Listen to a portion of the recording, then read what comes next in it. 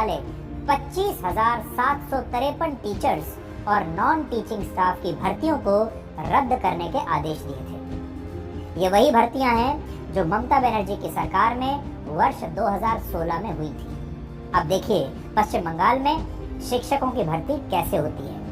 Supreme court ने कहा है कि जिन उम्मीदवारों को रिश्वत या सिफारिश के आधार पर नौकरी मिली, उन्हें अपनी पिछले 9 साल की तनख्वाहें अब वापस करनी पड़ेगी, जबकि जिन उम्मीदवारों के खिलाफ धांधली के सबूत नहीं मिले हैं, वो नई भर्तियों में हिस्सा ले सकते हैं और उन्हें अपनी पिछले 9 साल की तनख्वाहें नहीं लौटानी होंगी। सुप्रीम कोर्ट के इस फैसले पर मुख्यमंत्री ममता बनर्जी ने बड़ी नाराजगी जताई है और कहा है कि वो मानवीय आधार पर अदालत के इस फैसले से सहमत नहीं है। लेकिन आज हमारा सवाल ये है कि ये मानवीय संवेदनाएं भ्रष्टाचार और बेईमानी के वक्त कहाँ चली जाती हैं? पश्चिम बंगाल में जो शिक्षक भर्ती घोटाला हुआ वो कोई आम घोटाला नहीं है। आपको याद होगा 3 साल पहले वर्ष 2022 में ईडी को ममता बनर्जी के एक पूर्व मंत्री पार्थ चटर्जी के एक ठिकाने से 20 करोड़ रुपए कैश मिले थे। पार्थ चटर्जी वही नेता हैं जिनके शिक्षा मंत्री रहते हुए वर्ष 2014 से 2021 के बीच ये शिक्षक भर्ती घोटाला हुआ था और उस समय देश के लोग उनकी एक सहयोगी के घरों से नोटों की गड्डियां मिलने से हैरान थे। लोग देख रहे थे कि इतने नोटों की गड्डियां आखिर कहां से आ रही हैं, कैसे मिल रही हैं एक घर से। नोटों की इन गड्डियों को आज आप भूल गए होंगे, लेकिन अगर आप इन्हें ध्यान से देखेंगे तो आपको इनमें न जाने कितने योग्य और ईमानदार लोगों के सपनों की लाशें मिलेंगी। न जाने कितने लोगों की बद्दुआएं इन नोटों के नीचे दबी हुई हैं और इन नोटों ने हजारों लाखों लोगों की खून पसीने की ईमानदारी की कमाई को सोख लिया है। इन नोटों में से बदबू आ रही है। जो लोग पूछते हैं कि हमारे देश में वैज्ञानिक क्यों नहीं पैदा हो रहे हैं, बड़े बड़े सफल लोग क्यों नहीं पैदा हो रहे हैं, वो इसलिए क्योंकि वो इन नोटों की गड्डियों के नीचे दबे हुए हैं। उनकी प्रतिभा इन नोटों की गड्डियों के नीचे दब जाती है। आरोप है कि ये 20 करोड़ रुपए पार्थ चटर्जी को शिक्षक भर्ती घोटाले में रिश्वत के लिए मिले और इस घोटाले में बेईमानी के साथ साथ भाई भतीजावाद भी था, यानी सिफारिश भी थी। इस घोटाले का पहली बार खुलासा तब हुआ जब पश्चिम बंगाल के स्कूल सेवा आयोग ने भर्ती परीक्षा कराने के बाद 25,753 टीचर्स और नॉन टीचिंग स्टाफ को अपॉइंटमेंट लेटर बांट दिए। यहाँ सवाल ये उठा कि जब भर्तियां ही 24,640 पदों पर निकाली गई थी तो स्कूल सेवा आयोग ने 25,753 लोगों को नौकरियां कैसे दी। ये विवाद तब और बढ़ा जब सिलीगुड़ी की बबीता सरकार ने यह आरोप लगाया कि उनका नाम वेटिंग लिस्ट में 20वें नंबर पर था, लेकिन आयोग ने इस लिस्ट को रद्द कर दिया और जो नई लिस्ट जारी की उसमें 20वें स्थान पर बबीता की जगह अंकिता अधिकारी का नाम आ गया और 21वें स्थान पर बबीता का नाम था।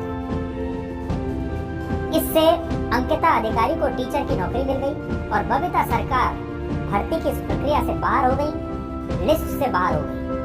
बबीता सरकार ने ये मामला हाई कोर्ट में जाकर उठाया और इस मामले की जब जांच हुई तो पता चला कि परीक्षा में अंकिता सरकार के बबीता सरकार से 16 नंबर कम आए थे। लेकिन इसके बावजूद सरकार ने अंकिता सरकार को नौकरी दे दी, क्योंकि वो पश्चिम बंगाल के पूर्व शिक्षा राज्य मंत्री परेश चंद्र अधिकारी की बेटी थी। अब आप सोचिए, बड़े बड़े नेताओं और मंत्रियों की बेटी को किस तरह से नौकरियों में एडजस्ट किया जा रहा है। आप सोचिए, राजनीतिक दलों में तो पहले से ही परिवारवाद है और जब आम युवा ये सोचता है कि वो पढ़ लिख कर कोई परीक्षा पास करके सरकारी नौकरी ले लेगा तो वहाँ भी मंत्री की बेटी को पहले नौकरी मिल जाती है।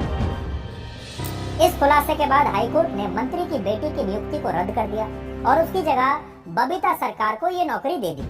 लेकिन जब इस मामले की और आगे जांच हुई तो फिर ये पता चला कि बबीता सरकार की मेरिट बनाने में भी बबीता सरकार को जो मेरिट लिस्ट में रखा गया उसमें भी धांधली हुई थी और इसी के बाद ये घोटाला एक किताब की तरह खुलता चला गया। बड़ी बात यह है कि बबीता सरकार भी इस नौकरी के लायक नहीं थी और जो दूसरी अंकिता थी वो भी इस नौकरी के लायक नहीं, और जो इस नौकरी के लायक रहा होगा उसको तो पता ही नहीं होगा, वो कहीं अपने घर बेरोजगार बनकर बैठा होगा, अब तक डिलीवरी बॉय बन चुका होगा या डिलीवरी गर्ल बन चुकी होगी। सबसे पहले ये पता चला कि असिस्टेंट टीचर्स की रैंक बढ़ाई गई थी और फिर ये पता चला कि कई टीचर्स और नॉन टीचिंग स्टाफ की आंसर शीट्स में गड़बड़ी हुई। जब सीबीआई ने इस मामले की जांच के लिए पश्चिम बंगाल के स्कूल सेवा आयोग से सभी उम्मीदवारों की आंसर शीट मांगी तो पहले ये कहा गया कि इन आंसर शीट्स की फिजिकल कॉपी नष्ट की जा चुकी है ही नहीं और इनकी स्कैन कॉपी असल में सुरक्षित है। लेकिन जब स्कैन कॉपीज मांगी गई तो पता चला कि आंसर शीट्स का कोई भी डेटा सुरक्षित है ही नहीं, यानी आंसर शीट्स पहले ही नष्ट कर दी गई और इनकी स्कैन्ड कॉपी भी नहीं रखी गई, सारे सबूत मिटा दिए। आज अगर ये डेटा सुरक्षित होता तो शायद अदालत को सभी लोगों की नौकरियां रद्द न करनी पड़ती, क्योंकि ऐसी स्थिति में अदालत को ये पता चल जाता कि कितने लोग गलत तरीके से ज्यादा नंबर लेकर पास हुए और टीचर बने और कितने लोगों को उनकी ईमानदारी और मेहनत से नौकरी मिली। हमारे देश का दुर्भाग्य है ये कि यहाँ लोग टीचर की नौकरी भी बेईमानी से हासिल करना चाहते हैं। और सोचिए, जो लोग बेईमानी से स्कूलों में टीचर बनेंगे वो इस देश के बच्चों को आखिर इन स्कूलों में क्या पढ़ाएंगे। और सोचिए, आज जब आप अपने आसपास इतनी बेरोजगारी देखते हैं तो क्या उसके पीछे एक कारण ये नहीं है? I have every right. আমি কিন্তু জাজকে রেসপেক্ট করে বলছি, আমি জাজমেন্টটা মেনে নিতে পারছি না। I can express some opinion about the verdict from the humanitarian point of view, মানবিকভাবে। আশা করি আপনারা এটাকে ডিস্টর্টেড করবেন না। ইভেন আরেকটা কথা, আপনারা যাতে টেন্টেড করে দিচ্ছেন, আমাদের কাছে তো কোনো ডকুমেন্ট নেই, কারণ আমাদের যদি স্টাডি করতে দিত আমরা নয় খুঁজে বের করতে পারতাম। আত্মরক্ষার জন্যও তো একটা সুযোগ দেওয়া উচিত। এতগুলো টিচারের ভবিষ্যৎ ভুলে যাবেন না, এরা সবাই স্কুলে পড়ায়। স্কুলগুলোর কী হবে? এডুকেশন সিস্টেমটাকে কোলাপস করা কি বিজেপি গভর্নমেন্টের টার্গেট?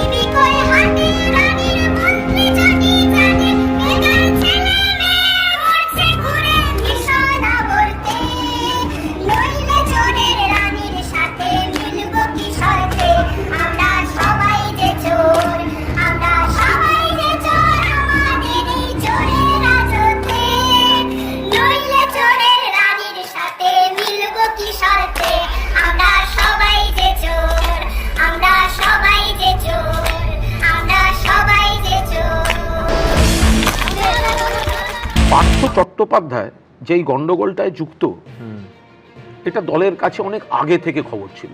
বলছো কি? পার্থ চট্টোপাধ্যায় তিনি বা তার নাম করে কেউ কেউ টাকা তুলছেন, এটা তার অনেক আগে থেকে এটা দলের কাছে খবর ছিল। এটা 2021-এর ভোটের আগে থেকে খবর ছিল। সেই কারণেই মূলত পার্থ চট্টোপাধ্যায়কে শিক্ষা দপ্তর থেকে দেওয়া হয়নি এবং সেই কারণে পার্থ চট্টোপাধ্যায় ক্ষিপ্ত হয়ে গেছিলেন। কিন্তু এই ঘটনাগুলো দল তাহলে বাড়তে দিল কেন? এই যে না, তুমি এখনো যা বলেছো সেটাই যথেষ্ট। তার কারণ হচ্ছে এই এত বড় শিক্ষা দুর্নীতি, যার জন্য আজকে 26,000 ছেলে মেয়ের চাকরি চলে গেছে। এত বড় শিক্ষা দুর্নীতি যার পেছনে কয়েকশো কোটি টাকার লেনদেন হয়েছে, সেই খবর আগাম দলের কাছে ছিল এবং 2021-এর নির্বাচনের আগে থেকে তো মারাত্মক। আমি তোমার আর একটা কথা বলছি, নামটা বলবো না।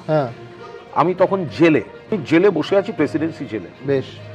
এক অফিসার হ্যাঁ। আর একজন মানে ওয়ার্ডারকে নিয়ে এলেন। তো অর্ডারকে নিয়ে এলেন কি না, শিক্ষকের চাকরি হচ্ছে, হ্যাঁ। কুণালবাবু একটা হেল্প করে দিতে হবে।